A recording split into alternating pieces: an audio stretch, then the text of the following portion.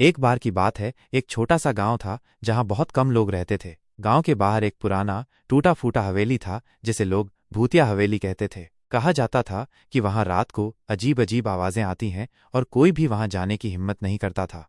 एक बार गांव में एक नया लड़का आया। उसका नाम अर्जुन था। वो बहुत साहसी था और भूत प्रेत की कहानियों पर विश्वास नहीं करता था। गांव के बच्चों ने उसे हवेली की कहानी सुनाई और कहा, अगर तुम सच में बहादुर हो तो एक रात उस हवेली में बिताकर दिखाओ। अर्जुन ने चुनौती स्वीकार कर ली।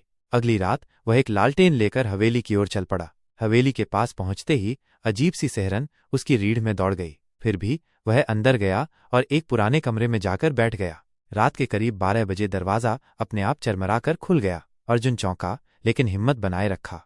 तभी एक काली बिल्ली उसकी ओर चलती हुई आई। उसकी आंखें चमक रही थीं और वो धीरे धीरे फुसफुसा रही थी, जैसे कुछ कहना चाहती हो। अर्जुन ने सोचा, ये तो बस एक बिल्ली है, डरने की क्या बात है। लेकिन जैसे ही उसने ध्यान से देखा, बिल्ली के पंजों के नीचे कोई परछाई नहीं थी। अब वो थोड़ा घबरा गया। अचानक बिल्ली बोलने लगी। उसकी आवाज किसी बूढ़ी औरत जैसी थी। तू यहाँ क्यों आया है? यह हवेली मेरी है।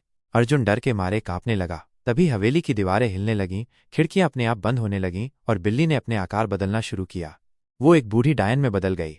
हर 100 साल में कोई इंसान यहाँ आता है और फिर वापस कभी नहीं जाता, डायन बोली। अर्जुन समझ गया कि उसकी जान खतरे में है। वो तुरंत दरवाजे की ओर भागा, लेकिन हवेली के दरवाजे बंद हो चुके थे। अर्जुन ने अपनी लालटेन फेंकी, जिससे कमरे में आग लग गई। धुएं और आग के बीच किसी तरह खिड़की तोड़कर वह बाहर कूद गया। सुबह होते ही गांव के लोग वहां पहुंचे। हवेली जलकर राख हो चुकी थी, लेकिन अर्जुन जिंदा था। उस दिन के बाद कोई भी उस जगह के पास नहीं गया और काली बिल्ली फिर कभी नहीं दिखी। सीख।